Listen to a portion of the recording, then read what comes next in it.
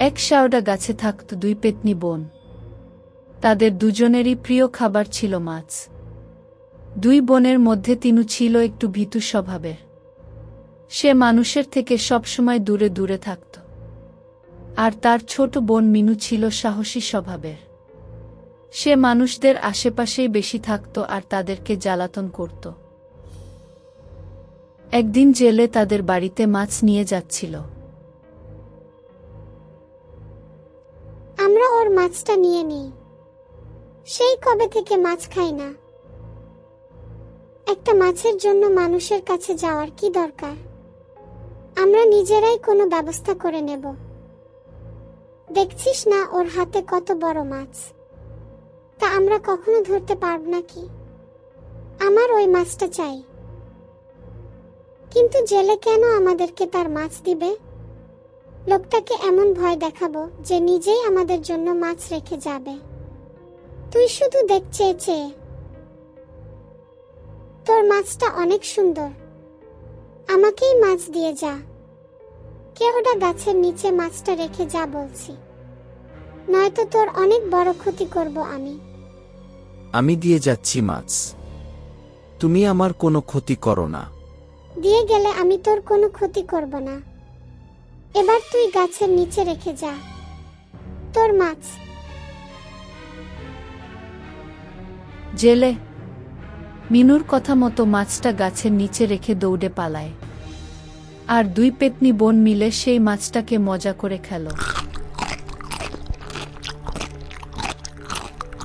তোকে কি বলেছিলাম না, আমাদের কিছু করতে হবে না। ওই জেলে নিজেই তার মাছ আমাদের কাছে রেখে যাবে।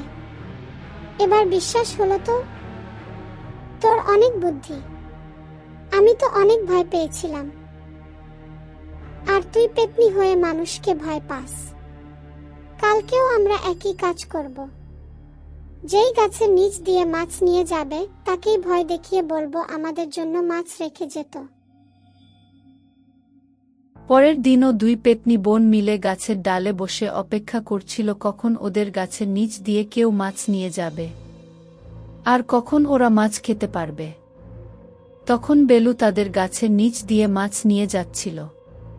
তাকে দেখে মিনু পেতনি বলে উঠল, এই আমাকে মাছ দিয়ে যা, আমরা গাছের পেতনি। তুই যদি এখন আমাদের মাছগুলো না দেস, এখান থেকে আর বেঁচে ফিরতে পারবি না। কে তোমরা? আমি বিশ্বাস করি না তোমাদের কথা।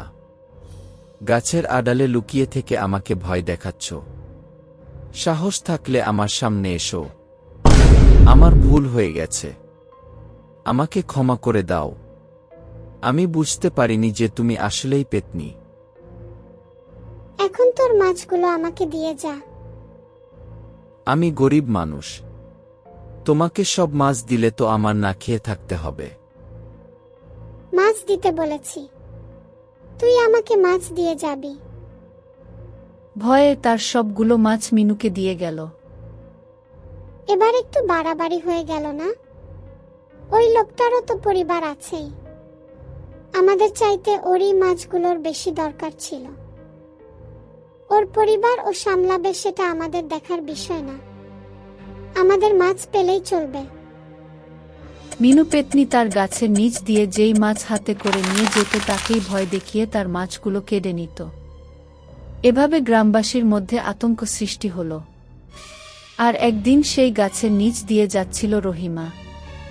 তার ছিল অনেক সাহস। তোর মাছটা অনেক সুন্দর, আমাকেই মাছ দিয়ে যা। কেওড়া গাছের নিচে মাছটা রেখে যা বলছি, নয়তো তোর অনেক বড় ক্ষতি করব আমি। আমার মাছ আমি তোমাকে কেন দেব? তোর এত বড় সাহস গ্রামের মানুষের মুখে শুনিসনি? আমার কথা না শুনলে তোর অনেক বড় ক্ষতি হয়ে যাবে। তুমি যা করার করো, আমি তোমাকে ভয় পাই না। আমার ছেলে মেয়ে কতদিন পর শখ করে মাছ খেতে চেয়েছে, ওদেরকে খাওয়াবো। আমি এই মাছ অন্য কাউকে দিব না। রহিমা তার মাছ পেতনিকে না দিয়ে তার বাড়ির দিকে চলে গেল। মিনু আর তিনু অবাক দৃষ্টিতে তার যাওয়ার পথের দিকে চেয়ে রইল। নাছোড় বান্দা, ওকে উচিত শিক্ষা দিতে হবে, নয়তো গ্রামের মানুষজন আমাদেরকে আর ভয় পাবে না, আর মাছও দিবে না। কি করবি তুই? ওদের কোনো ক্ষতি করবি না তো? আমি কি করি দেখ। মিনু রহিমার পিছু পিছু তার বাড়ি গেল। রহিমা যখন মাছ রান্না করতে বসল তখন মিনু পেতনি সেই চুলোর আগুন পুরো রান্নাঘরে ছড়িয়ে দিল। এ কি? আমার রান্নাঘরে আগুন কিভাবে লাগলো? চেয়েছিলাম মাছ, তুই আমাকে মাছ দেসনি, তাই আমি তোর রান্নাঘরে আগুন লাগিয়েছি। এবার আমার কথা না শুনে শাস্তি পাবি তুই। আমার ভুল হয়ে গেছে, আমাকে ক্ষমা করে দাও। আর এই নাও মাছ। এখন তুমি আগুন নেভানোর ব্যবস্থা করো, তাড়াতাড়ি, ঘরে আমার বাচ্চা দুটো ঘুমাচ্ছে। ঠিক আছে, আমি তোর ঘরের আগুন নিভিয়ে দিচ্ছি।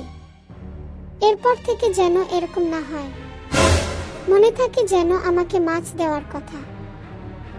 মিনু পেতনি রহিমার কাছ থেকে মাছ নিয়ে আবার তার কাছে ফিরে এলো। মিনু পেতনির এই ঘটনা সারা গ্রামে ছড়িয়ে পড়ল। সবাই ওই গাছের নিচ দিয়ে যাওয়া আসা বন্ধ করে দিল।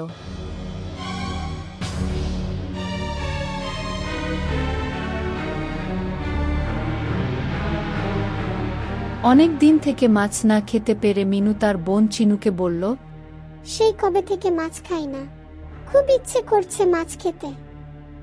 অতিরিক্ত করলি, এজন্য বলেছিলাম মানুষকে এত জ্বালাতন না করতে।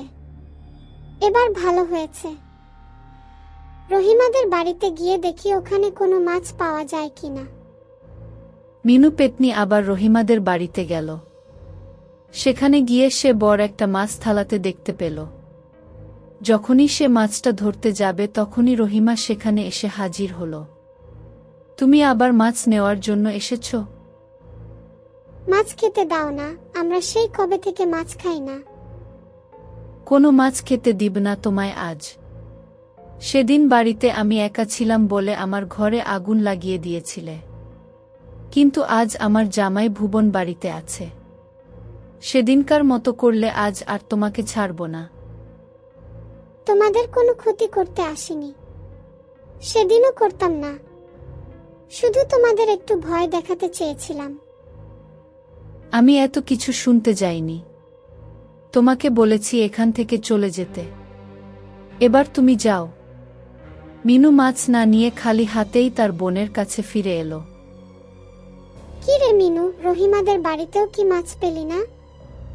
এখন আর ওদের ভয় দেখিয়েও কাজ হবে না, আমাকে অন্য কোনো পথ খুঁজে বের করতে হবে।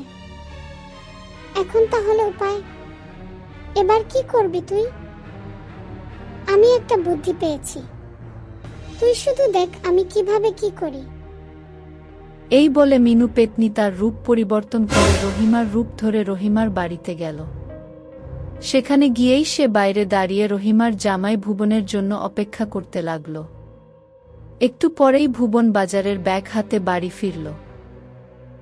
রহিমা, কোথায় তুমি?